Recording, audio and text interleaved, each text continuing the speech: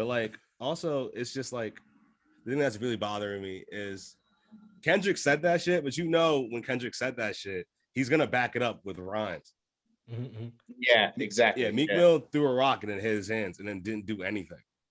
Yeah, that's the part. It's not he exposed. It's not he exposed Drake. Yeah. It was for no gain. It was just like, all right, I'm gonna fucking just say this shit. I'm gonna tweet and I'm not gonna say anything. And then when Drake has back to back, I'm not gonna respond and then be like, I'm above this shit. My girl's Nicki Minaj. My girl's fine as fuck. And it was just like, all right, you did all that shit. Then Drake had to after that because before that, Drake was like, if it's too late. That album, Drake was still trying to be lyrical. He was still trying to rap. He was still trying to say a bunch of shit. And after that, he's like, I'm just gonna become a hit machine. Hit Machine Drake is fine, but it's not as lyrical as it used to be. Like, on the Cloud album, I keep forgetting, which is my favorite. What is it called? Yeah. What's that shit? What's that Cloud album called again? I have no idea. No. Not Take Care. It's after Take Care. It's after Take Care. And Take Care to me is like everyone says Take Care is Drake's best album. I'm like, no, you just want to do a breakup. Nothing was the same or something nothing like was that. The same. Nothing. Yeah, that's a great album. It's a great album. That's Drake's. I think that's Drake's most underrated album. And when it came out, everyone kind of like hated on it. I remember he had a song Wu-Tang Forever, and everyone was like, "Oh, he's gonna sample Wu-Tang and talk about girls." And it's like, if you listen to the song, he's rapping like all of them. Yeah, he has the Wu-Tang flow. It's like, oh, this thing actually cared about this album. You want to be lyrical. And then Meek Mill was like, oh, Drake doesn't write his raps. And then Drake was like, all right, well, I can't use people anymore. Also, Drake was writing rhymes for other people at the same time. Yep. Right. So Meek Mill was just like, he was just a petty asshole. That's why, like, including Kanye. Yeah. So I have very strong feelings. Like, I don't hate Meek Mill, but I'm just disappointed in him because I feel like he just kind of like he got to a certain level. You know, people that like when you're younger and they have potential, and it's like you think they're gonna grow up, and then they just kind of stop. Yes. Yeah. Well, can I add just like a little bit of nuance, or I'm just curious of your thoughts on this. So, like with that critique, I also feel like it's a significant factor of like the bubble and the wealth that people have, you know what I mean? Like, and how that feeds into like their lack of drive in a way. Cause like, if I'm smashing Nicki Minaj and I'm becoming like a multi-millionaire, making more millions than I've ever had, I may not be as focused to write the tightest bars at like some rapper who's like living a similar like lifestyle of some sort. You know what I mean? Like, I just like, I don't know who else within like that type of like tax bracket and like wealth bubble has that same type of hunger. Maybe like Big Sean, like his Detroit 2 had like a different type of hunger that I appreciate. But like, there's just like, I've accepted that like artists are going to lose their edge as they get more wealthy. Oh yeah, counterpoint to that. This is my counterpoint. This is why again I get mad at Meek Mill because Championships was a good album. It was, right? Yeah. Championships had slappers. That was the second. Yeah, the one that came out right after he got out of jail, it had Young Black America, and he was Also, here's the problem. Meek got pushed into being a rapper he didn't want to be because the whole free Meek thing, he became like Meek Mandela. He was just like, I was locked up, incarceration so crazy, on probation. And he starts rapping about what it's like to be in the hood. And you can tell like it was good raps, but it's like he doesn't live in the hood anymore. He doesn't want to talk about that. Right. Yeah. Like, he must talk about his watch. That's all. Yeah. I ride dirt bikes. Now it's like you can't ride dirt bikes anymore. You have to talk about the hood, so then we can get that case thrown out. The case got thrown out. It's like, word, I'm going back to riding dirt bikes. This is exactly. Because I'm a Philly nigga. Also, he was in that Baltimore that Charm City Kings movie. Yeah, y'all watch that shit? I liked it. I didn't watch it. Is it good? Yo, it's just a Karate Kid with dirt bikes. Yeah. That formula will work on me. I'll watch it. No, you know what's gonna happen. You know me. Like spoiler alert. You know Meek's gonna get shot. Oh God! Wait, that didn't happen though. And didn't he get arrested? That's not shot. Well, something bad happened to him. Something bad's gonna happen because his friend. All right.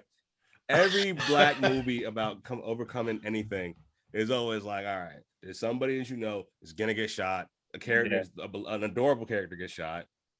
A mentor goes to jail, and then a girl. That was Meek. Yep. then a girl sees you being vulnerable and being like, I gotta express my feelings, and she gives you some pussy. That's every single movie. What did that I feel like that started with oh man, they just made it an HBO movie. I'm gonna think about this for a second. What is that? Ashton Sanders is in it. Shit. Who's by the way one of the best actors of our time. But everybody's doing the same formula from that. What is it called? Oh. Native Son. Native Son. No, Native Son. Native Son. Is that the one where it was like the dude had like his hair was green, right? Yeah. They made him into a bike courier. Oh my God. If I was like 19 and 20 when that shit came out, that would have been my whole personality. Me too. You ever had that happen when you see some shit like, oh, I'm so glad I'm not younger. If I was younger, yep. I'd be everything I am. There's so many like young people now. I mean, even if it's like a little baby or some shit, I know Roddy Ricch would have been my whole MO when that came out. Just oh my God, Roddy Ricch, that shit. Yeah. That's exactly what like I want to be like. Damn, I just know I would be this person. But now I'm like an adult and I just see like all the flaw. I just can't. I miss that. There's no adults that I idolize like that anymore. I mean, I still idolize the same ones, but they're all super problematic now. So. Yeah, exactly. But you can't do like I love Cam. I still idolize Cam. And Cam was like fucking his white neighbor, and he was like fucking her on Instagram. And I'm just like, dog, you're like 45. It's like when you see the kids. All right, we'll have this. The kids that were older than us in high school that were so cool. And then you see, like there's a kid like maybe like 2 grades above you or whatever. And one time, like you're walking through the hall, he gives you a head nod. Like one time, oh word! It's like now you feel cool because he thinks you're cool. Yeah. And then you see him like 10 years later, and you're like, oh shit! Like a part of you still has that adulation. It's just like damn. Then you see him still do like high school shit. Like you might have the same jacket on. I might have this like there's one kid. I'm not gonna say his name because I don't put him on blast. But like when I was in high school, he was the best dressed nigga. He had like the flyest force. He used to tie his forces a certain way. It was all like just swag was crazy. I saw him 15 years later. He was still dressing the exact same. And I'm just really, like, but I bet it's still cool in some ways. It's cool, but it's just like you didn't pay attention to any trends. You didn't pay attention to like you like this is my personality forever. And I'm just like you never go through a period of just like an identity crisis where maybe I'm just wrong. See, my idols are like people I've looked up to in school and stuff have all been neo soul artists, and I feel like, or even just neo soul people, like the neo soul people in high school. Oh, like Music Soul Child and shit. Yeah, and that was who I always fucked with as far as fashion, everything. You could get some stuff at Urban Outfitters. Oh yeah, you could get all the rest like on the train and shit. And so exactly. That's why you need some beads. Yeah. I still have beads. Look at this. Yeah, shout out to beads. I feel like those neo soul people, I feel like you can never die. Your fashion sense never dies if you're neo soul. I think okay, that's what I say. If you can sing good, you could wear whatever the fuck you want for the rest of your life. And no one's gonna give you shit. My boy Yannick, he's the one who like I haven't talked to him in 20. It's funny to call someone your boy. You haven't talked to him in 20 years, but my boy Yannick, he could sing his ass off, and so he was a singer. He dressed neo soul. All the ladies liked him. It's like obviously this guy's cool. Yeah, even like you saw the Ronald Isley verses, right? Oh, exactly. Yeah, everywhere. Yeah, it's not even Earth, Wind, and Fire versus. It was the Ronald Isley verses. It was just to him. And there were women, girls I know, they were like, I saw Ronald Isley, and I was like, ooh, he still has hair. I'm like, that nigga is 75. Oh my God. His posture alone means he was still fucking though. He was so cool. Oh yeah, his posture, he was still doing it. Give me a Cialis. Give me a Cialis. Not even take my ad, but I just take a Cialis. Yeah. I got the off brand, but it still works for me. Wait, Nick, can you do a Ronald Isley voice? Him after he takes a CM. Yeah. La da da da da da da. Well. That's all we need. That's a Seattle. That's a fucking. But oh shit, we got caught up talking all this shit, guys. Oh, what was that? What was happening? It felt like it was WWE and Ron Isley was coming to the ring. Guys, got surprised. My bad. That was my bad. Oh, this is that new Ron Isley song. Play this shit. The new. Did you hear what you just said? Yeah, this is that new Ron Isley song. This shit goes came hard out in April 2021. This shit goes hard. This shit. This is the ill cookout song. This is we're all vaccinated except my one auntie. This is all fake. She watching everyone from the window, like exactly. She watching.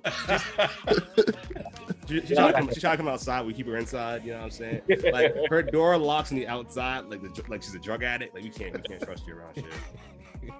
Like we love you, but we have to lock you in. See, we got a station in Chicago, V103, where I know they're playing this song. I don't think any other radio station is playing Ron Isley. Yeah, but like this song goes on. The video is great too. It's like they're on a compound. Everyone's on Zoom. It's just like it's good. It's good vibe. It's good black. Like you can play spades. Yeah, definitely. I can hear it. You play spades, you renege. Everyone's like, it's fine. You know, like, don't put but in the background, like, don't ever let him play again. Yeah. He was running to Boston. We had a Boston. Yeah, fight breaking up this song. Oh my God. You know how to play spades, Will? I'm not good at all, but Nick, can you play spades? We learned. Oh no. Uche, can you play spades? Yes. And Uche, you can play spades? Yeah. I learned in college, and I learned in those exact scenarios of being clowned or rashed on for not running to Boston or like reneging, like, yeah. But I love it. I love the game, and I love like the toxicity. I love it. I love the way you said yes. It was just like yes, I did my bit. Yes. No pun intended. I've been around it more than I've been good at it. For sure. Exactly. It's like, but oh my God. What's going on? I shouldn't learn that game. I think I learned how to play just to be like, all right, like, because there's that weird thing of like Africans versus like Black Americans, and I was like, nah, I gotta learn how to, I gotta show that like I'm in between. I gotta be like Blade. I gotta be like, all right, I rock with some of this shit. Like I'm still here for y'all. Because we were African, they're like, oh, you guys do? Yes, we do all that, but it's like something I had to teach myself. I gotta know this. Like I gotta know Monica's greatest. I gotta understand why Monica and Brandy don't like each other. I can't act like I don't know. I know. What is the reason, by the way? Oh, Monica just like, basically Monica is a hood chick from Atlanta. Yeah, that I know. And Brandy's just like she's from Cali, I think. Her family, like, also Brandy was like Brandy was grown to be like Whitney Houston, the sequel. Yeah, absolutely. You know what I mean? Like America's sweetheart. Like she was literally a princess. She was Cinderella. Yeah, and I think Whitney was in that movie, right? Yeah, Mm-hmm. exactly. Yeah. And then Monica's just like a hood. Monica's just a whole hood nigga. Monica married C. Murder. Yeah, I know. That was the telling, because that happened when I was in college, and that was the telling point. I was in Atlanta too, so I was like, oh, now I understand Monica way more. And then when that's whatever that was, what's that? No, everyone freestyles over that song. What's that shit? Yeah, exactly. So gone. So gone. Play that. So Gone came out. I'm like, you don't pick that beat unless you have some like deep rooted hood in you. That's too good a beat. That's why Beyonce could pick that good Just Blaze beat on that last album, on the one with the video. But yeah. Yeah. Yo, I've heard so many freestyles over this beat, and they've all been so violent.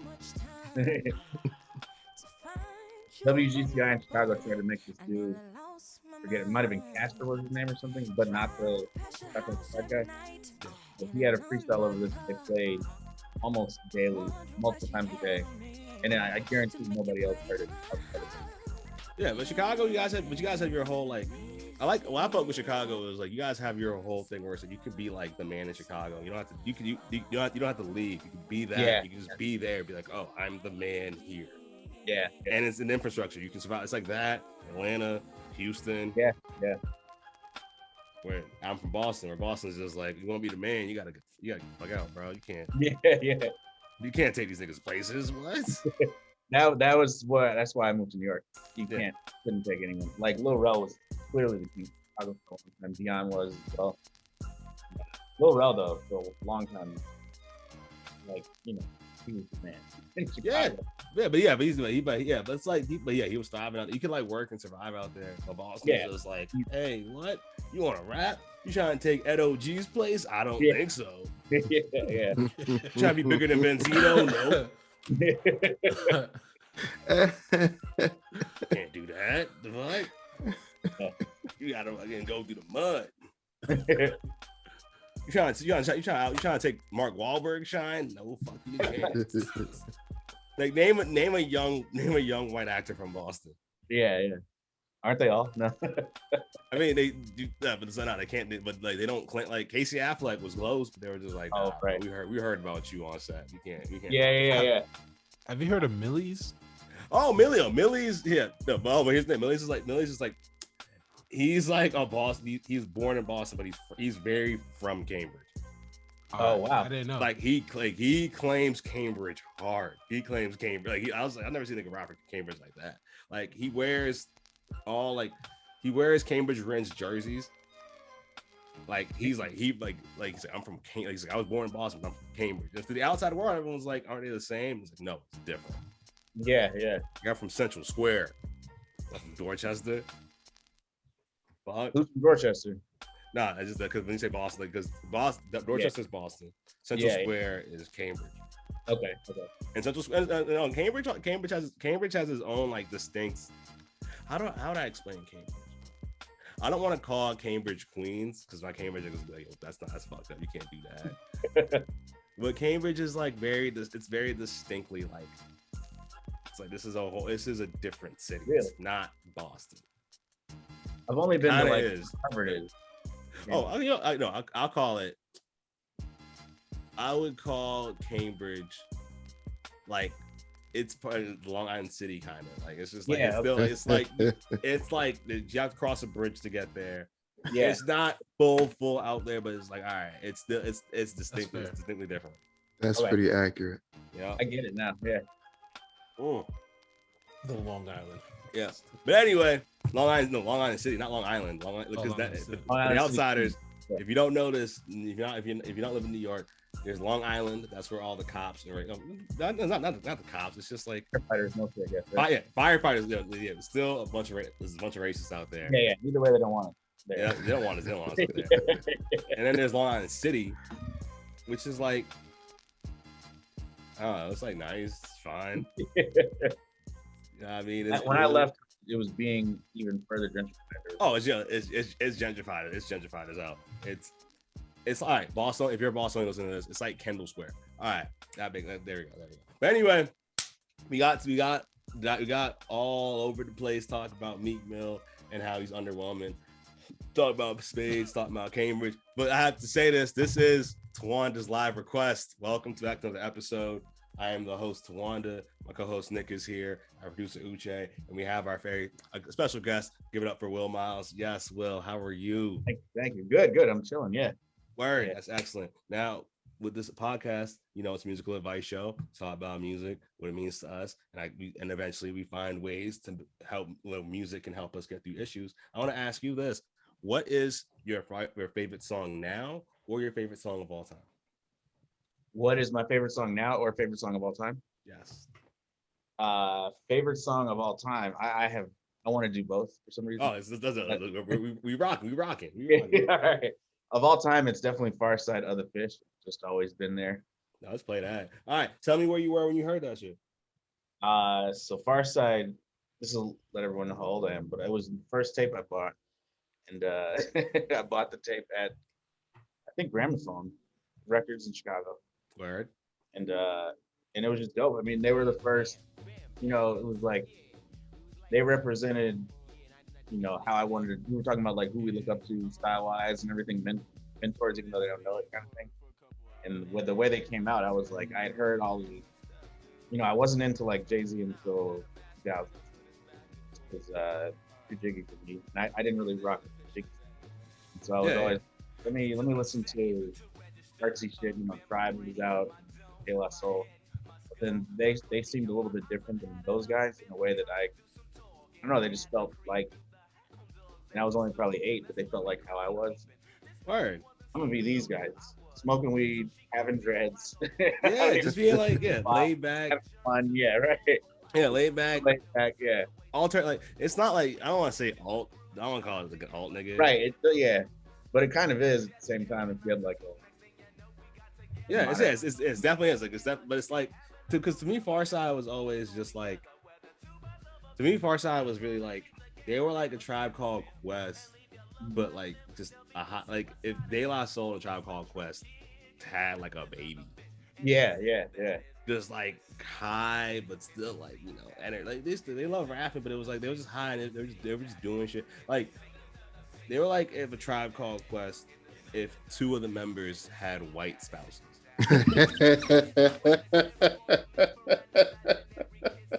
Like if Phife Dawg had a wife named Allison.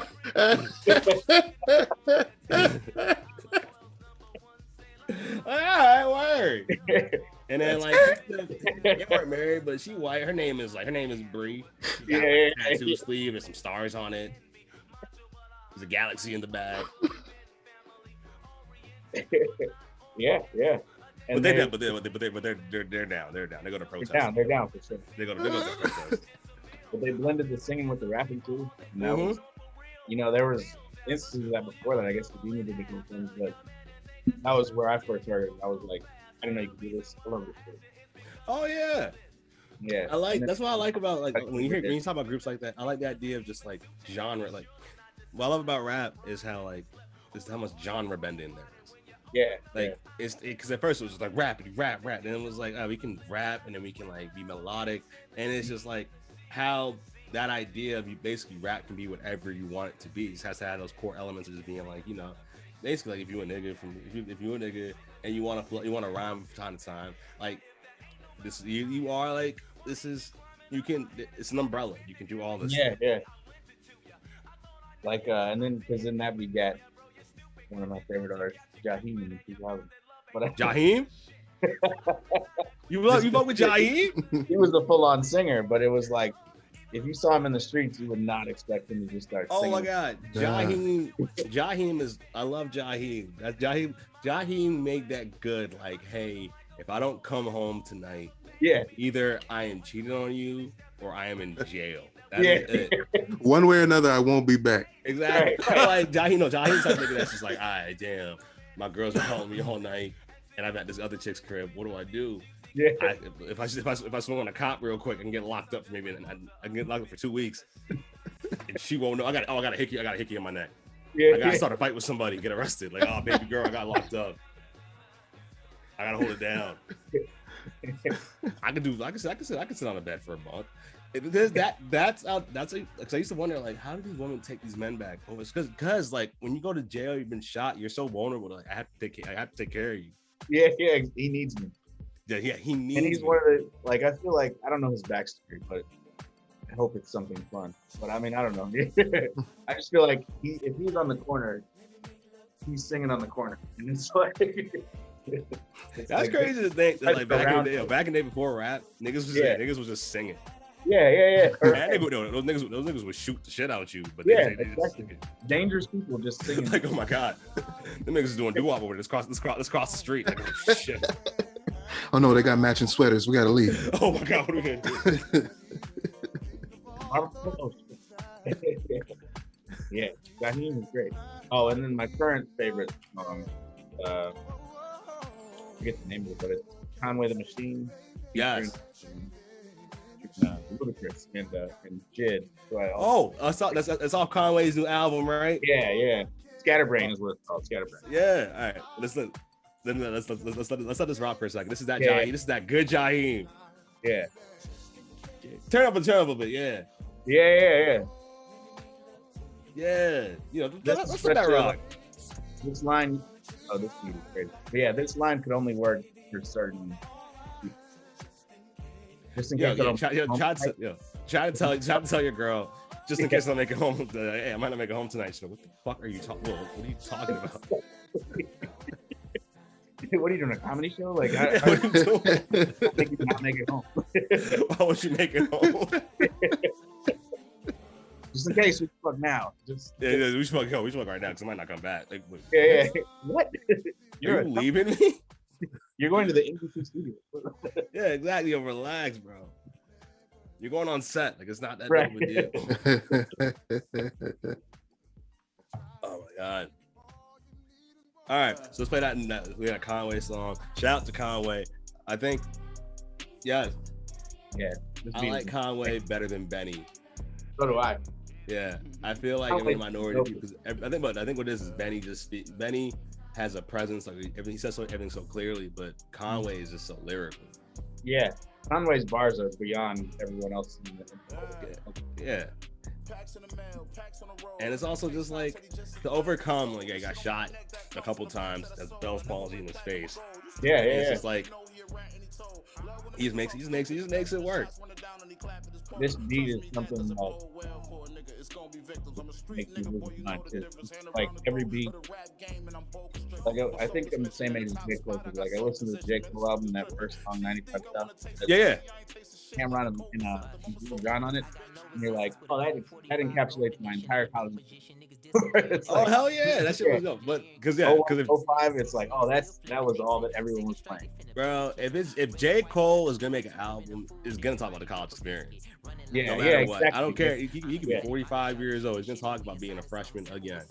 Yeah. College is very important to him. And I like Jid, by the way. Jid is the guy who I don't look for his songs, but he features on every song I like. And then I'm like, I guess I like Jid. Jid's like a friend of a friend that you are always happy to see. Yeah. But you don't follow them on Instagram. You're like, oh shit, what's cracking? You're not gonna take his number, but you're always happy to see that person. Yeah. And he's always with somebody like Ludacris, like, exactly. Yeah. I do like that these Griselda niggas are having this, like, because they're all like in their late. It's like watching Griselda win. I like seeing them just do stuff now because it's just like you see them hanging out with all the new young artists and stuff like that. And it's kind of like watching Griselda win is like watching somebody who's been doing comedy for 15 years get new faces. Yeah. Which could be me this year. Who knows? No. Yo, one thing real quick. Can you pause? Pause recording for a second. Yeah. Yo, well, your mic is kind of low. Can you make it a little bit? Oh, higher? really? Yeah. They just left. Let me go in the office, maybe. Is there a way to get it higher? How do you do that? I'm not sure. Maybe it sounds better now. I was just saying that the reason the music was low is that I didn't want it to overpower your mic. Oh, okay. Because maybe I'll put headphones on. Will that help? Yeah, I should. Okay, yeah, let me do that. Yourself. Oh. Yeah, Luda talking that shit. Oh my god, like Luda doesn't get too much credit. I feel like Luda doesn't get the credit he deserves because he just from like I think when he was at his peak, it was very like middle school. It's like it wasn't immature, but it was like very middle school. Like the way he would talk about shit. Like he would always swear like weird. Yeah. Get off my dick, and I'm like, oh. He's swearing like a kid who's home alone for the first time. Exactly.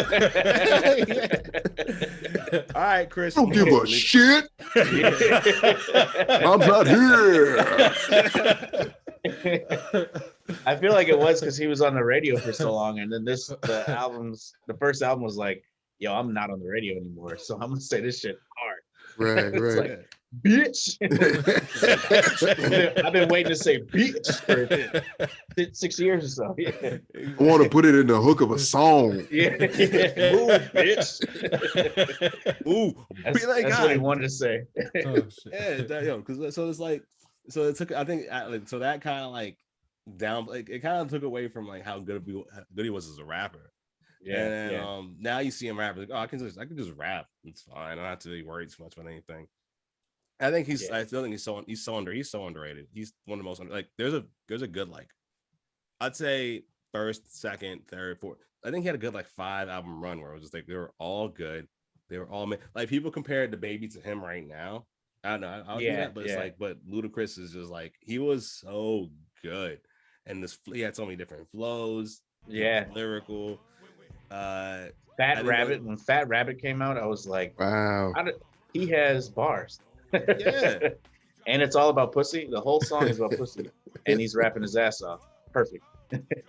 Exactly. Now watching movies just play this subdued. Like it's weird to watch a movie just be subdued, like laid back. Come on, bro. You can't. You be like you're in Fast and Furious. You're driving. You're driving a car and you're doing it so. That's not Ludacris. I know. Yo, in the most recent one, they're like going to space or some shit. And he's like, I can't believe we're going to space. Yeah, I know. Wow. Luda, going Luna. Is that who's the Dominican dude who was in like Fast and Furious 6 or something? It was the height of reggaeton. Was it? Yeah. It might have been. It might be all right. You get racist because there was two niggas in there. Well, he had an afro, and he was around the same time as like there was another guy. It was like when everybody was talking about the dude who sold out like Yankee Stadium, but he was like he was Dominican. But as black people seeing the ad for the person who sold out Yankee Stadium and not having a clue who he was, it was like, who is this? But it was on the subway for like 2 years. It was like sold out Yankee Stadium, and I didn't know who the artist was. It's like, damn, this is crazy. I think it might be. I think it's Tego Calderon. I think so, yeah. I'm wondering if he's still in since reggaeton. He probably is. Like reggaeton niggas. They like you can make money for it because it's like Spanish music does so fucking well because it's just like first of all is like because they when they rap when Spanish people rap when they make music like that they have rhythm. There's a lot of rhythm. Yeah, it's fucking great. It just sounds good, but also it's just like that shit. Like you can play old Daddy Yankee, right? Like you play that. That's top to Puerto Rican nigga, Daddy Yankee, right? You could play Daddy Yankee at a quinceañera right now. You play Gasolina, they'd be like, oh shit. Actually, no, I don't know about Gasolina, but like, because got songs about. They might. Oh, that's terrible. Yo, my favorite memory. I've mentioned this. I might have mentioned this before, but my favorite memory of BET. Like, what I loved about reggaeton, like everyone that came out. I was like, what the fuck is this reggaeton shit? Because it was like you're walking, you see all the kids and their fucking Civic hatchbacks with the mismatched doors and shit, just blasting it. They're having the time of their lives. But I was like, anyway, we know what they were saying. It was on BET. Gasolina was on BET. It was on 106 and Park. And Free, shout out to Free from Boston. She was just like they found the one Spanish girl in the whole studio. And she's like, hey, so what does Gasolina mean? What is he talking about? And you can see this girl, she's like 15, and she knows the songs about cum. And there's a split second where she's just like, I can't say it's about cum on because she's 15, she's on TV. Yeah. Yeah, on BET, everyone's watching this shit. And they're like, she's like, he wants to pump up the party. What? Yeah, and she's like, and it's like this song. She's bold-faced lying because she just say it's about cum. I don't think I knew it was about cum till just now. Yeah, because I had Spanish. My nigga Stephen, South nigga Chip. He was just like, about cum, right? Like, what is it? Yeah, Gasolina. What do you think he's talking about? I got him hooked on the Gasolina, and they're like, I want gasoline. Like they want my cum. Wow. The same way, what you call it? The Macarena is about like a woman cheating on her husband with two guys. What? Really? I gotta learn Spanish. Yeah, we gotta learn Spanish. So like, it's a bunch of shit. I don't even know why we're talking. Yeah, but anyway, we're talking about Ludo. We're supposed to talk about Ludacris in space. We got all these Spanish niggas. I want to see like Ludacris, like old school Ludacris in space or in Fast and Furious, just swearing the way he swears. Like who's a fucking villain in Fast and Furious? Is Idris Elba still the villain? Nah, that was in Hobbs and Shaw. Ludacris is in that. Like it's like Charlize Theron, you can suck my dick. Vin Diesel, what the fuck? Like, yo, and honestly, go, why are you talking like this? I want to see him talk like that for no and no one know why he's doing that. So, why are you? It's PG-13. You can't swear. I feel like in the world of Fast and Furious, you could have him have an evil twin. And just have him do that. That would be completely believable in that world. It's my evil twin. That would be if they wrote that much for Ludacris in Fast and Furious. I'd be like, this is amazing. He's a superstar. Yeah, but Fast and Furious is also like it's weird how that's the biggest I think that might be like the biggest franchise. Yeah, and it's one of the first with a multiracial cast or something. Yeah, which is actually it set history. Yeah, which is pretty good. I think, but then you think about it that way, it's like they always say family. This is about families. This is like, are you guys saying? Actually, wait, it's multiracial. There's no white people in it anymore. I don't think. Well, the one died, but it's like Paul Walker. They were like, and Paul Walker, they respected him like it was fucking Chadwick Boseman. Like, we're not gonna replace him. Yeah. It was like ironically, he was their Black Panther. Like, no, we can't replace him. No, they tried for a split second, and it did not work because they got Clint Eastwood's son for Fast and Furious 8, and really? was like, no. They got the Tokyo Drift dude, but he wasn't even the best one in that movie. The white dude from Tokyo Drift? Yeah. Oh, the white dude who was like, he's supposed to be playing like a 16-year-old, but he's clearly like 30. He's got a whole beer belly, and he's just like, "Hey, mom, I got kicked out of school again. Guess we got to move to Japan." Was he in Japan? And go to school. Everyone else there is like 16. He's just like, "Wow, what class do I go to?" Putting him next to Bow Wow was the worst. What? Because Bow Wow has always looked 12. And so they put that dude next to Bow Wow. It's like, come on, you're not in the same grade. And also, can we respect Shad Moss more for what he's done for us? Yeah, I love Shad. People we laugh at Bow Wow, but something about being when you're a child star and the child rapper, that probably fucks. You're like the first big one. That fucks with your brain a little bit. So now like he's delusional. But he's like, we laugh at him, but like he should have been in the Fast. He should have been in a new Fast and Furious movie. You can't get a role in a new Fast and Furious movie. He could do something. Is he not in it? Nah, he's in none of them. They got the white dude from Sling Blade, who's the white guy from Tokyo Drift. They got Billy Bob Thornton. You're saying it's Billy the young kid. I was about to say Billy Bob Thornton made it into the Furious-averse. I can see that. Just Billy Bob Thornton plays the biggest villain of Fast and Furious, a drunk driver. Hey guys, you're gonna race at my ranch. Whoever wins, you get this new Pontiac prototype. That's hilarious. What song is this, by the way? This is from one of the movies, right? Oh, they sampled. Tokyo Drift. Okay, this is Tokyo Drift.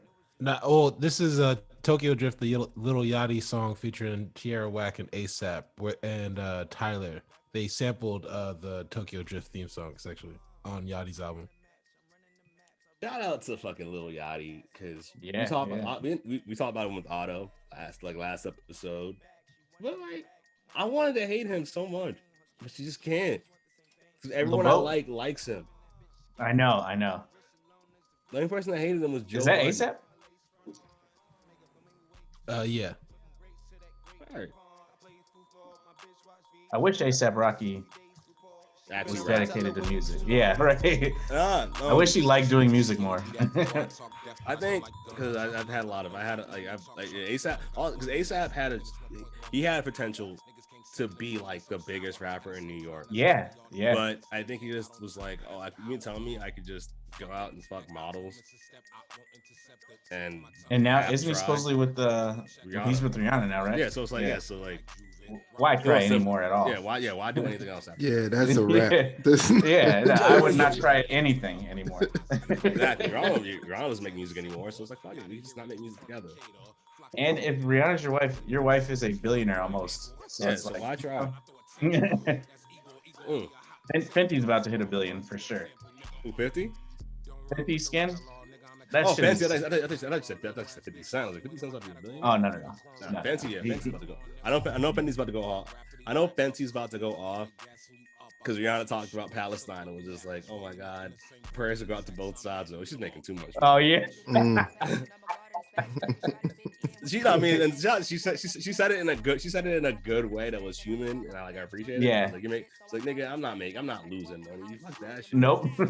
I'll take a stance as long as I can keep these checks coming in. Exactly. Israelis buy makeup too. Yep. Word to fucking Michael Jordan. Republicans buy sneakers too. It's like, fuck that. She's gonna lose out. No, that's not what's gonna fucking happen. Nah. You can be like, yo, that's just tragic. It's tragic for everybody. Yeah. It's tragic for everybody. You should start like how much I don't want to get political. Well, I'm not gonna say like, all right, how much what percentage of Israel is what percentage of Palestine does Israel like own? I have no idea. Like it's like most of it. Most of it, right? It's like 60 or 60, 70 or whatever. Yeah, like a lot. I feel like, to be honest, you'd be like, all right, new fancy promotion because of Israeli versus Palestine. I'll give it 65% off of all makeup for the next 2 months. Yo.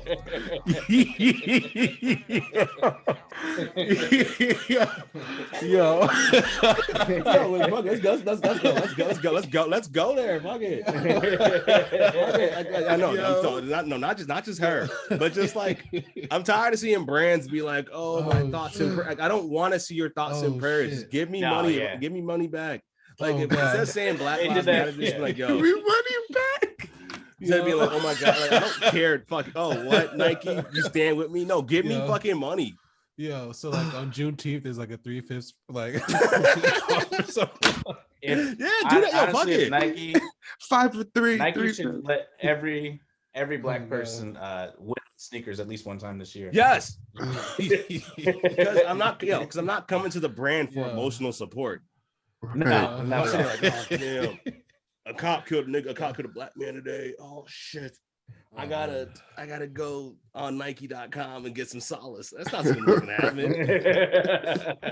I need the sneakers to get solace. I need that's like, hey, we don't Nike was like, hey, we know you're about to march tomorrow. Why not buy these? Buy the auto lacing Nike Adapts. Exactly. Yes, because that would have been a great promotion. Exactly. As we adapt to this new world, we're on the right side of history. That's my daughter, by the way. Word. Oh, first baby on the show. Word. That's what I'm talking about. You're a whole dad. That's so crazy. Isn't that crazy, right? Yeah. How's it feel? It's good, man. It's good. I like it a lot. Everybody always talks about perspective, but I mean, it is like, I don't give a shit about anything. You have a baby to take care of. All right, like I gotta make sure she cares. Yeah, I think sometimes I think about that. I think about how like when you're young, when you're like, like you're a teenager, you're in the early 20s and stuff. Like kids, everyone they just feel the whole world's problems, and you see it on Twitter all the time. People like they're like, and it's not. I'm not. Like, I don't want to say they're annoying, but it's just like. They just constantly every day. It's like there's a new trauma, there's a new injustice that they care so much about. Yeah. And I'm starting to think.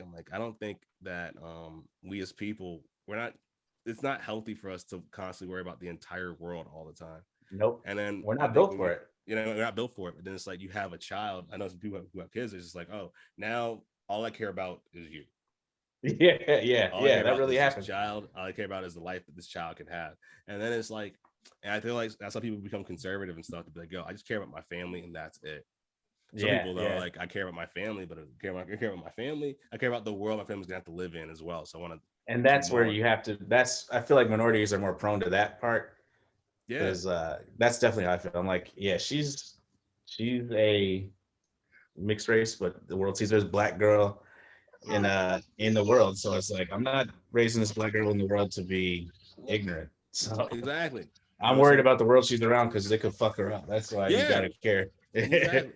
And it's like, and I see, and honestly too, like I see, like the more I look at, the more I look at the youth, like, teenagers, children, all that stuff, and I see like how much they care and how much and the empathy they're learning, like, and the freedom they have. I'm just like, all right, this is the world we're trying to build, and I really appreciate, and I like that. Like.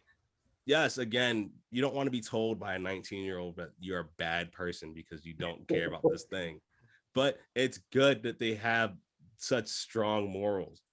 Yes. Because if they were like apathetic 18, 19-year-old, because they could all be on 8chan right now.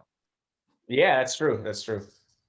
The only thing I wish left, I love their amount of empathy, but then actually Google really, and by the way, Google, I'm not slandering you. And I will work for you whenever you want. I will sell out to Google for a Google sponsorship. But I did think it like ruined the world, because I see all the time, and I was talking to my parents about this. You know, people will say like Google is free, and I'm like, okay, but Google didn't happen until I was like 25, so I don't really know how to use it. And it's like, I'm sorry, I wish I could learn the way that you learn, but if like Israel Palestine, I got to go to New York Times and shit, and I got to learn about this shit. Yeah, I'm like, I don't really know how to Google stuff, and Google has proven that they'll just bias their way into making me believe in like QAnon. Yeah.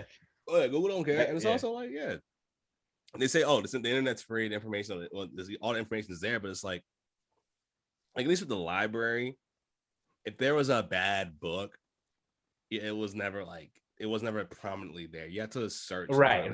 Now it's just or the book like just looked fucked up. Like you get a book and you'd see like people wrote slurs and shit in it. And you're like, all right, I'm not gonna read this.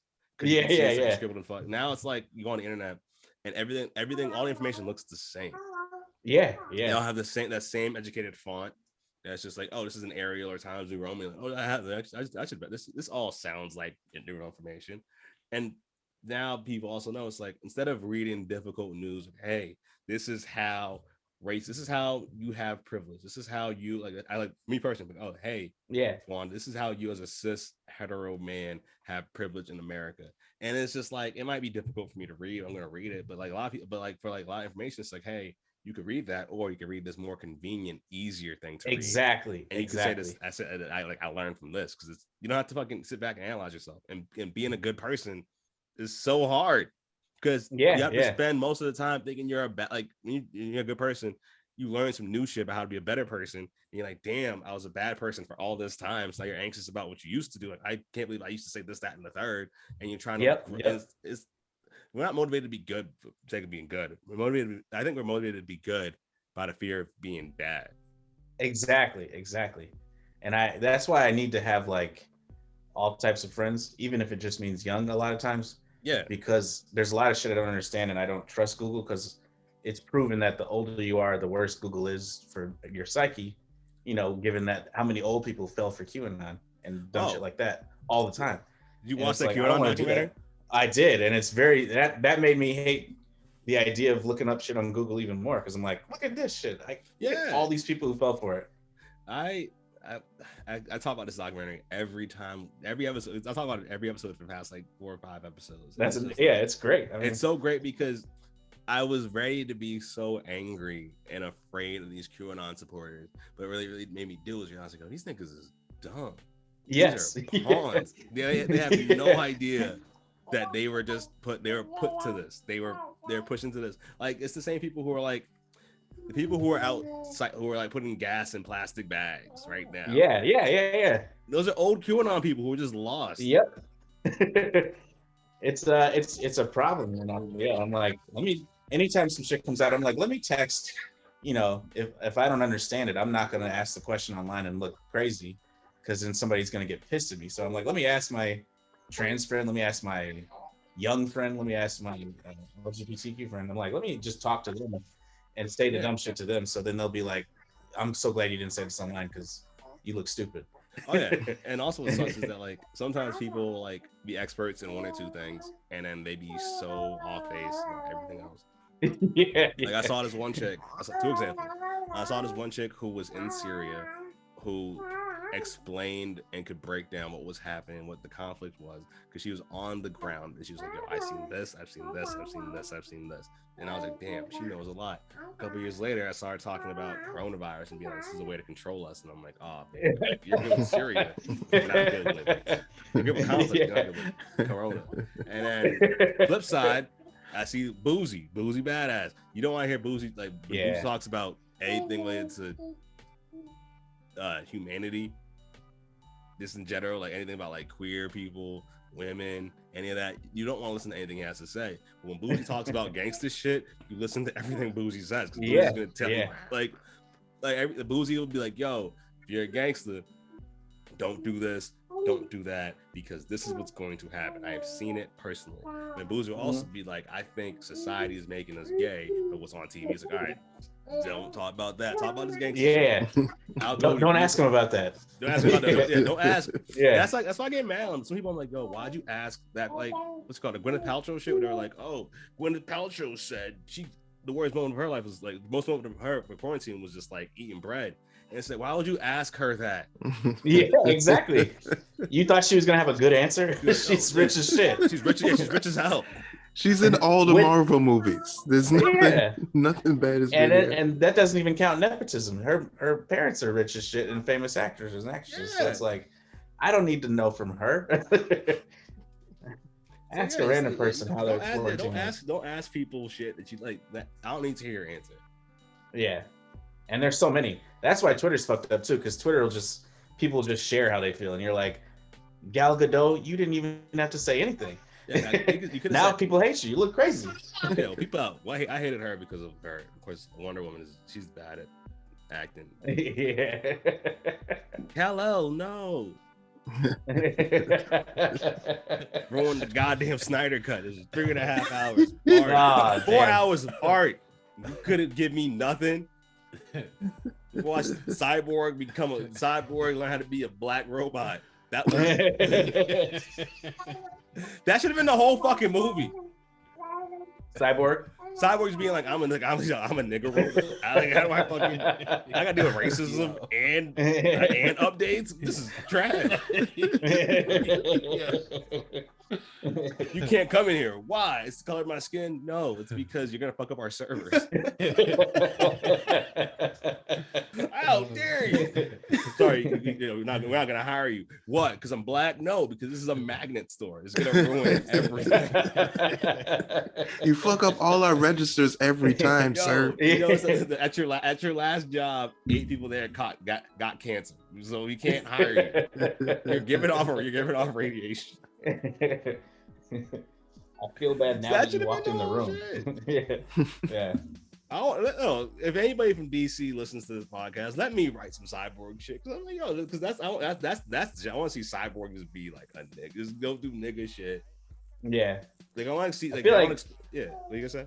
DC is like the student in class where it's like, hey man, just get a tutor. Like you need help.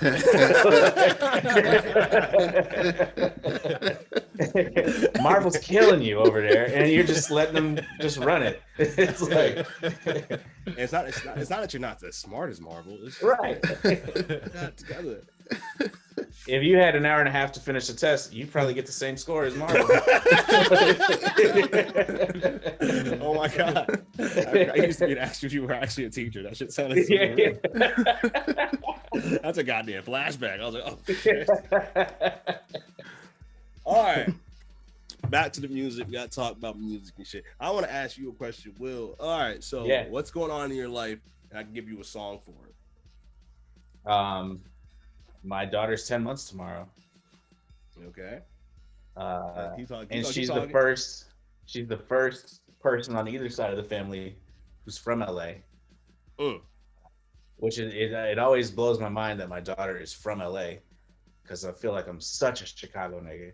And I'm like, I mean, Kendrick is from LA, and his dad is definitely a Chicago ass nigga, based on everything I've seen and heard.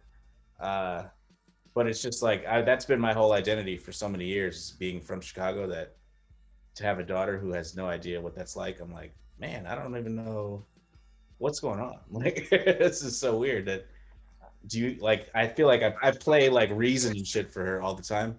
Somebody like Reason or Vince Staples, I'm like, you gotta grow up listening to this, just because this is your life. I can't play Twista the same. And I definitely can't play R. Kelly. I can't play R. Kelly at all. So I'm like, that's the shit I grew up on. But I mean, I can't play that for you. So we got to have a whole different world. Is SZA from here? SZA is somebody I would like her to grow up listening to. All right. So basically, it's like you think. So right now, what I'm getting is like, all right, you want to figure out, is your daughter's 10 months? She's the first LA born person in your world. Yeah. And you want to figure out how to give her some Chicago game while she grows into being this LA person. Yes. Like, because at the end of the day, it's just like, it's your daughters. This is your bloodline. It's kind of like, you're gonna grow. You're gonna have these experiences that I never had before. But I want to embark the best of mine Yeah, and Boston too, because my wife's from Boston, so it's like I got to include some of that too. But it's like you're gonna go to the backs of home to these places always, so I want you to be able to fit in there too. Okay, I got one. All right. Because you talk about it, and you said the Boston part definitely helped a lot. Nice. And I think this is for something you can play with you and your baby. It's cause at first I was like, let's go inspirational. Let's go like something sweet. I was thinking maybe even Kanye West the only one, but I was like, nah, that's that's some heavy. Like I'm gonna cry holding my baby like that. I don't want exactly. Yeah, the baby's gonna be like, what's happening? So and when she grows up, she's gonna be like, "You played me that crazy ass motherfucker." Exactly. So you played me who? Yeah, he's obviously insane, and you knew it. You played me our 50th. You played me our 50th president, Kanye West. You're right, exactly. The fuck? I'm sorry for 20 years. He was a great person. Yeah, I love him. He went to war with Ireland. What the fuck? Right. I'm the only one that's wearing kilts. Oh, that's Scotland, Yes. but y'all know what I mean. I love it. That was perfect. Oh my god, that was synergy. That was. All right. So now, so anyway, I'll get back to it. I was thinking like, I'm trying to think of an artist that encapsulates to me the idea of like LA, Boston, and Chicago. Uche, can you play the song "Shout Out" by Cousin Stiz? Ooh. So I feel like this song, when I hear it, when I think about it, I watch the video. When I watch the video, after I watched a bunch of Chicago videos, and I watched the Shout Out video, right? And it's just him driving around Boston. And in that moment, it's just like when I was in Chicago, what I loved about Chicago is I went to Hyde Park in Chicago. Yeah, oh my god, yeah. Hyde Park, Boston. And I was like, oh shit, this is like, I felt a kinship to it because I'm like, it's not the same. I was like, oh, this is a lot. This is dope. And this video, he's driving through Dorchester. He drives through like, there's like a weird like Hyde Park to Mattapan area. He's driving. Yeah. Like, all right, word. And just the bells in the back. I feel like for like your baby's in the room, you hear the bells. It's peaceful. It's calm. The beat is so calm. The beat's so cool. And this song is just like, it's celebratory. I mean, yeah, she's talking about drug dealing, but by the time she can understand it, weed is gonna be so legal. It's gonna be at supermarkets. There will be no drug dealing later on in the world. People will be shocked that there were drug dealers. Exactly. So it's like, oh, why are you talking about his weed so bad? Why are you talking about? It's gonna be like somebody rapping about burgers. Yeah. And I like Stiz because he's so laid back. I feel like I can relate to him. Exactly. He's laid back, but also in a lot of he's laid back. Like, a lot of LA rappers are very laid back, but Stiz has like an urgency that comes from being like, a New Englander, where it's just like, all right, I can be laid back because I want to be. Still, it's just like I got like I'm on my heels. I got tension, I have anxiety. I'm a patient. I get anxious when I watch games. Like I have to rep my team, and it's just like that slight urgency is like, to me, like, it's laid back, but it's still like have responsibility. Yeah. So I say what you funny. Yeah. So I say it's like, funny you say it though, because all my friends, I'm obviously a big pussy, and so a lot of my friends were not, and so it was just fun to be with laid back people smoking weed, and then all of a sudden they change when some shit happens, and you're like, and they tell you to go home, you're like, oh wow, you're a different person, and you just told me to drive home. So this is like, it's just funny to see like somebody be laid back but with urgency. Yeah, which I don't have. I never had urgency. I was always like, urgency either. I thought we were all hanging. Yeah, right. I'm kicking it. I didn't know why anybody got mad at all. You see your friend fight and then come back and nothing happened. You're just like, wait, what? I didn't know it was like that. Right. Yeah. Wow, you're tough, man. When we're playing NBA Live, I don't get the toughness, but. So what happened to your hand? Oh, I got in a fight the other day. No, I remember one time I had a friend that was super laid back. We used to smoke mad weed together. But one day we were in the cafeteria at college, and he was like, "Yo, I got it on me, dog." What do you mean? I got it. He had a gun on him. I'm like, what the fuck? Like, what type of life are you living? We smoke weed and play PlayStation 2. Yeah. And you're nice about it because PlayStation 3 had been out for 3 years. I still have a PS2. You didn't care. You just happened to be like, what the fuck? That blew my mind every time. Yeah. One friend sold crack in the middle of us hanging out, and I remember being like, one of my friends sold crack. It's a situation I'll never forget because we were literally just chilling, playing video games, and smoking weed, and then I didn't realize crack was around, and so like I didn't know I had OCD back then, but it was all I obsessed about the whole rest of the time over there, and I was like, all right, just for future reference, can there be no crack when I'm around? I want to keep a crack-free area. You're right. Just I've never been around crack, and I had a good run until now being around it, I feel like I'm different and I don't like it. So let's just make sure it's never around me. Yesterday I went to the bodega and I watched somebody sell heroin in the bodega. See, yeah. And I was just like, that makes me uncomfortable. It was weird. What was weird about it was I saw like. Actually, I don't know what it was like for you when you saw a person selling crack, but drug deals are actually they're super laid back sometimes. They're super. I saw the person walk up. I saw the exchange happen. I saw him give her change. Which I've never seen. I've never thought about. I've never seen that either. I was like, oh my god. I thought selling drugs was exact change only. Like it's like you have like what you don't have exactly this. I'm sorry. Yeah, that's all I've known is exact change only, or you gotta go. Yeah, but it was like because I saw it happen. She put it where she had to put it, and he was like, "Oh, here back." He said, "Oh, thank you," and I was like, "That was so civil." Yeah.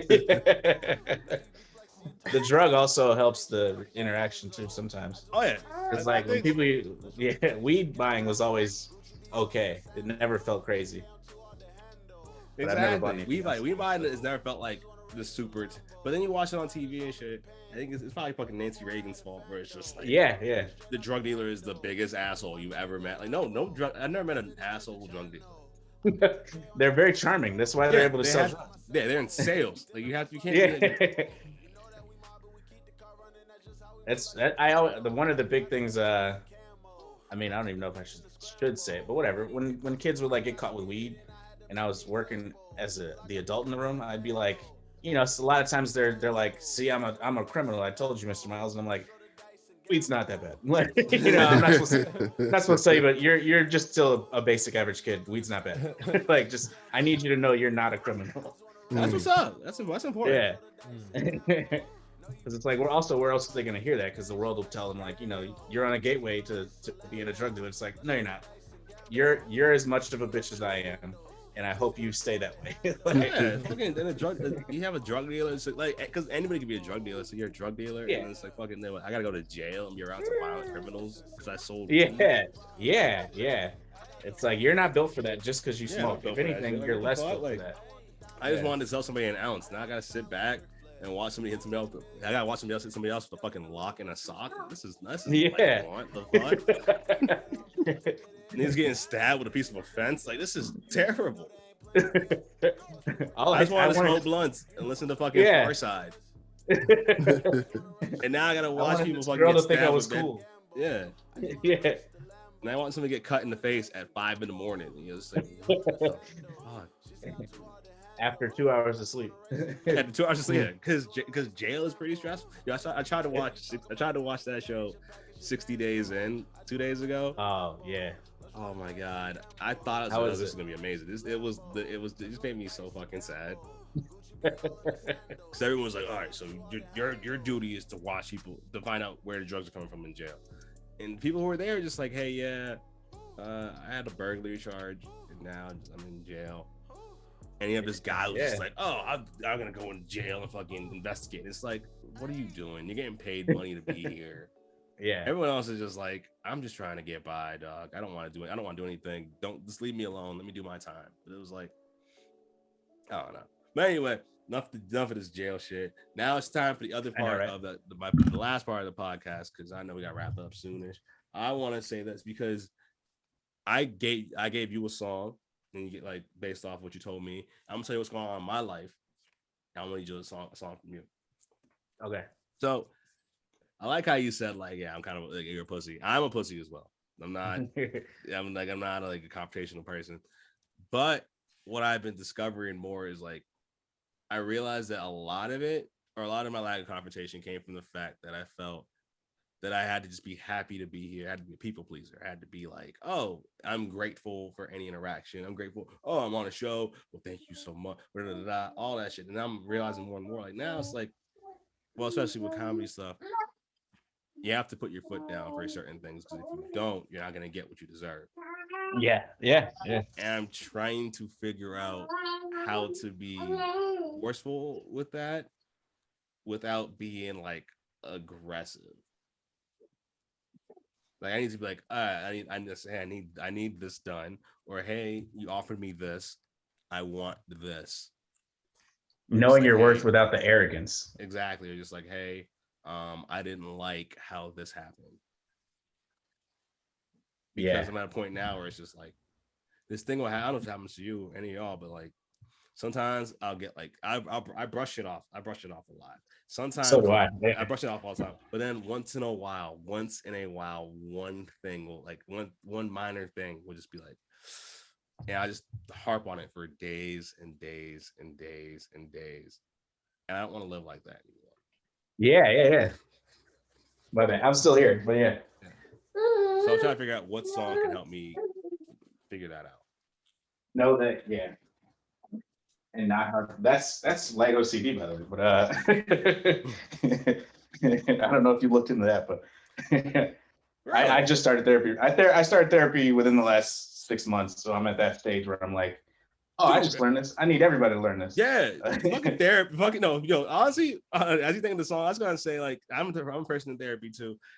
If you're listening to this and you just started therapy, please don't tell your friends go to therapy immediately. Like, bro, let it settle for you. Because also, nigga, you're basically telling people like, oh my god, I got into a relationship. You should get into a relationship too. It's not that fucking yes. easy. Right. Because you tell everybody like, oh, you should go to therapy, dog. And it's like then they fucking go to find a therapist, and find a therapist is hard as fuck. Because you have to find somebody that's a good fit for you, that's also in your network. Then you have to talk to that person. You have to talk to that person and tell them your problems, and they have to sit back and tell you some shit. You gotta realize, oh shit, I don't like that person. You have to go back to another, talk to somebody else. You call somebody that's perfect. You're like, hey, hi, I need therapy today. They're like, hey, I don't take any new clients. You can go. You know anybody else take new clients? No, I don't. Then you gotta go search again.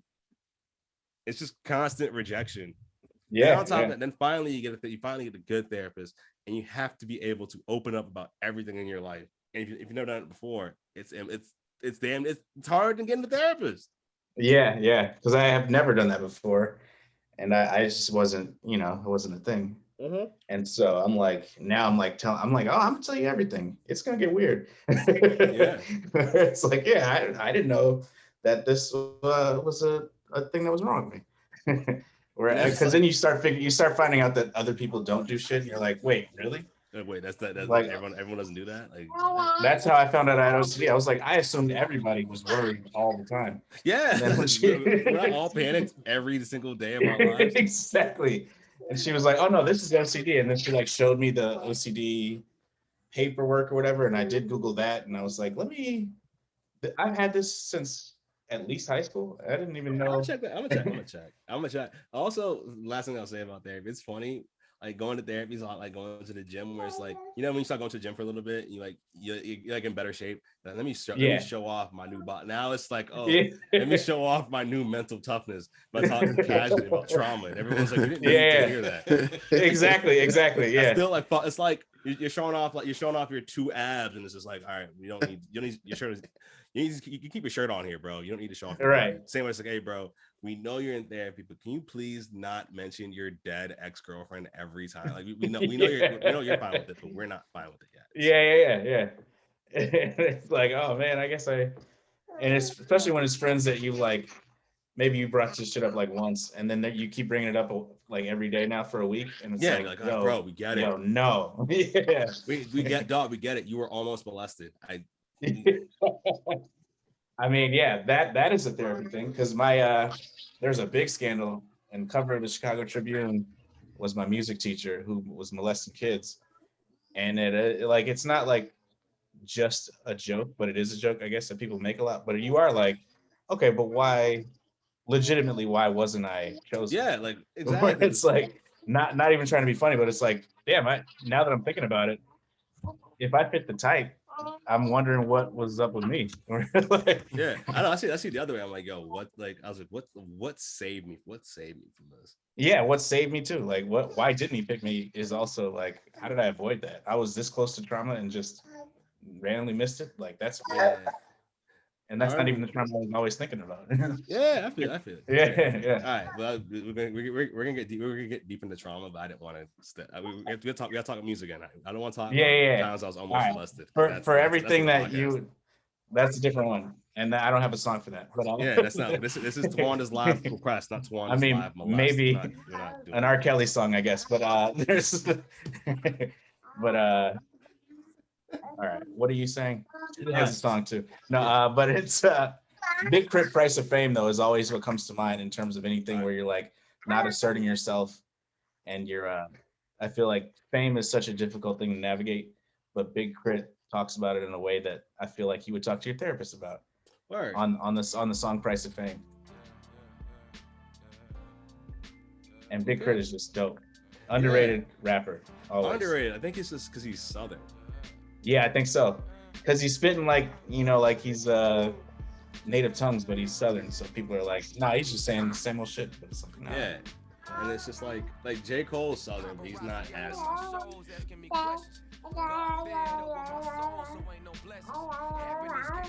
I feel like Big Crit is like if he got one Pimp C co-signed before Pimp C died, it would have changed everything. But unfortunately, yeah.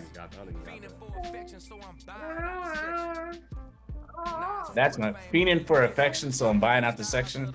That's like everything as far as entertainment. Yeah, because we want to buy out a section one time. I feel like I have to, but it doesn't make any sense. Yeah. And it's also kind of empty. Something like, all right, like because I just got my first comedy job this year. Yeah, it's like, congrats by the way. Yeah, thanks. I appreciate that. It's just like you start to see like the little flexes, you can do, and it's just like, oh, I can finally do this, and then it's just like, it's not giving me that feeling that I thought I was gonna get. Yeah. Life's still empty. That's the weird. It's still so empty. Like the other day, what was it? I got to use a car service for a thing, and I was in the car. Like, this is so dope, and I'm just by myself in this car. Yeah. And what I'm gonna do? Post pictures of it online? That's not the same. Yeah. And what's crazy too, also, is you think like there's a big part of right before you get the job or hit in some way that you're like, man, shit's easy once that happens, and then you realize it's just much harder. It's like, oh man, that first step is actually the easier part. Holding on to that desire of the industry is what you're like, fuck, I gotta write another thing now. I gotta do like, so much. Damn. Yeah. Because right now my shit is so low stakes where it's just like, all right, bro, fucking come in. We're just happy to have you. It's like, all right, so like, this has to be this. Yeah. It has to be a certain thing. And if you don't do it, we'll get somebody else. It became like, oh, I got a job. I was like, what if I get fired? Yep. And that's what nobody thinks about. But then, like, especially people who work for Fallon, you see like, oh, you got dropped after that 13-week contract, and it's like almost everybody we know. And it's like, damn, that's a hard job. Is every job hard? Fallon is scary. Fallon is like, that's no. Speaking 13 weeks scares me because my contract was 15 weeks. So I'm just Every contract is frightening. It's like, it's got an end date, and then you're like, after that end date, most people have, their jobs are, you don't have an end date. But when you're entertainment or comedy, it's like, oh, you got an end date built in. Yeah, it's built in, and it's just like, they're not getting that on your last day. They don't treat you like, oh, congratulations. They're just like, all right. Yeah, good luck. You're welcome. In the next job. Yeah, good luck. You need a recommendation? Really? I got you. And it's like, please. Yeah. Can I not be homeless? I don't know. I don't have access to new jobs at all times. This is fucked up. They offer me health insurance, and I'm like, I want to use all my health insurance before that. I got to go to the doctor every day. Yeah. I did that. I got my teeth. Like Cardi B said, got a bag for my teeth. Yeah, my teeth were the first thing. I was like, let me go to the dentist, which I haven't been to since high school. Yeah, I realized I had to go because I remember I got my job. It's a word. I drank a lemonade, and my teeth hurt so much. I was like, son of a bitch. But the ultimate, I'm not gonna feel. You're not gonna know I'm comfortable at my new job until I buy some glasses. Yeah. I'm comfortable at my new position. Like buying glasses is the international nigga way of saying I have a good job. Let me just point. I mean, we're trying not to show our daughter on camera for anything, but these glasses are fairly new. Yeah, it's exactly. It's like once you get, it's like niggas doing well when you buy some glasses. You couldn't see this whole time. It's like, nah, bro. I probably waited till my 5th job or something before I got some glasses, and it was some Gucci shit too. And it was only because like it was right after Southside got some good press, and I was like, oh well, let me get these Gucci shades. Word. If we're gonna be doing well, I'm gonna get the Gucci. And I was on Grownish at the time, where it was like, oh, I got that. People are saying this job is good, and I'm on Grownish. Grownish may not last, but hey, I'm gonna get these glasses now. Speaking of Southside, speaking of Southside, I saw Chicago niggas say Southside got some mild sauce on it, so I knew. Nice, hell yeah, I was hell like, yeah. all right. It's like Chicago. That's really great. That's the best compliment I've ever heard. Exactly. I had to let you know. It got some mild sauce on it. I was like, oh shit. Damn. Yeah, that's one of those jobs where it's like, this is the one I'm most proud of, but don't tell any other show that. But it's on HBO. It's on HBO Max right now, right? Yeah. So people are watching it now. Yeah. Exactly. That was no slight at anybody else, but yeah. Yeah, word. But it's like no shade. But hey, bro, if you got HBO Max, if you got HBO Max and you still don't feel safe about leaving the house because of COVID, because it's still out there, go watch Outside. Binge that shit. You're gonna watch The Office again? Fuck you. No. You're gonna watch the Friends reunion? Like, oh my god, we're talking about it. I don't give a fuck. Fuck all of them. Fuck Ross. Fuck Rachel. Fuck Chandler. Fuck not Joey. Joey was alright. Joey was cool. Joey just got pussy. That's all Joey did. He had no problems with it.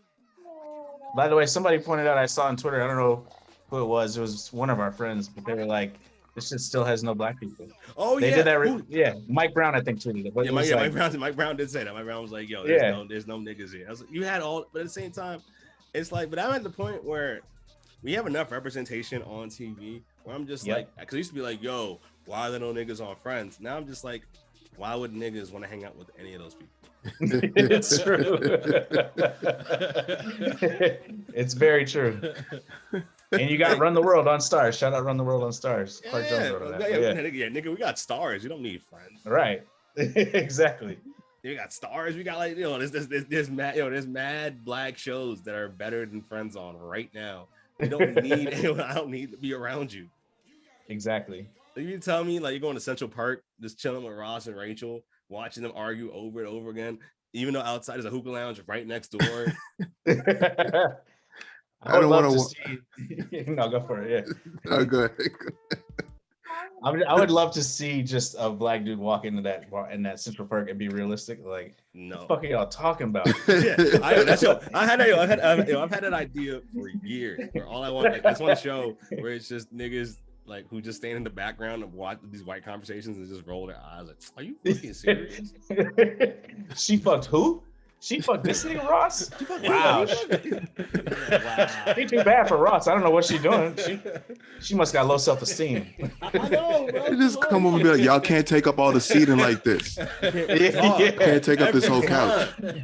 There's other people trying to, drink coffee here, man. Yo, Gunther, what the fuck? Every time I come here, Gunther. These niggas again? Y'all sit here every day. You don't got work? We got a show starting in 15 minutes. All right. Oh shit. Are they staying for the show? They're not staying for the show. And it's like, so y'all all live in the same place upstairs, but y'all are down here. These big ass pre-war apartments. And it's just like, right. I need a balcony, nigga? What? I need the Wi-Fi, dog. I'm trying to apply to jobs right now. I got the Wi-Fi at the crib. Taking up all your space. Ain't drinking no. Y'all don't drink coffee. I never see you drink coffee ever. Right. Joey definitely doesn't drink coffee. Joey doesn't drink coffee. And fucking Chandler, I see you skinny as shit. For like, you were skinny yesterday, now you fat. What the fuck's going on, man? It sucks that I was sitting there trashing Friends, but we know so much about Friends. I know, we know all the plot points. It's like, damn, is that pop culture? You fucking Chandler, that crackhead. You had Tom Selleck. What the fuck is wrong with you? Right. Oh, I would love to see that. What I would love to see is just like the whole cast of Friends on Wild 'N Out. Oh my god! Oh shit! That would be hilarious. Nobody would be excited. Like, while they're there. I'd love to see DCO Fly just talking about it. Oh my god! Just yelling at Phoebe for bringing a guitar. Smell a cat. Your pussy stink. Oh, wildin'.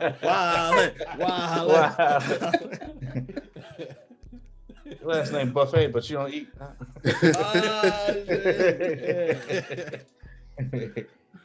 All right, man. But Joe, man, well, thank you for doing the show. We really appreciate having you on. Thanks for having me. If you want to promote, shout yourself out, anything, tell the people what you got going on. Number one, I think we should pitch the idea of the Black person in the background of Friends and just follow their life. Yes. If they go to Central Park every day, that's the show. And are just mad every day. like these niggas are here every day. Look at my life and look at these friends' lives. Yeah, yo, I don't even know that. The nigga walks in, sees Aisha Tyler there. It's like, Aisha, for real? Yeah. Let me for him. You let me for this dinosaur nigga, really? That needs, like, there's a show called Kevin Can Fuck Himself coming out where it's like it follows the wife of one of those sitcoms, and it's kind of cool. But this is like, I think this is a great iddia as well. Self-promotion. I mean, I don't self-promote too much, but watch Southside on HBO Max. Yes, on Southside. That's really it. Yeah, Instagram, Twitter, whatever. Yeah, all that shit. Mr. Will Miles on all that. And my website is mrwillmiles.com, spread out. Mr. spelled out, I mean. Sweet. Excellent. All right, guys. That has been another edition of Tawanda's Live Requests. Thank you guys for listening. Hope by this point you either been fully vaccinated or you started getting vaccinated. Go on the internet, go on Walgreens. You can get vaccinated anywhere, bro. Just go get that shit because the world's opening back up. You don't want to die of COVID after we found out we could beat that shit. That's fucking lame. You don't want to die from shit like that. Yeah. But anyway, that's it. Y'all be cool. Take care. And we're done.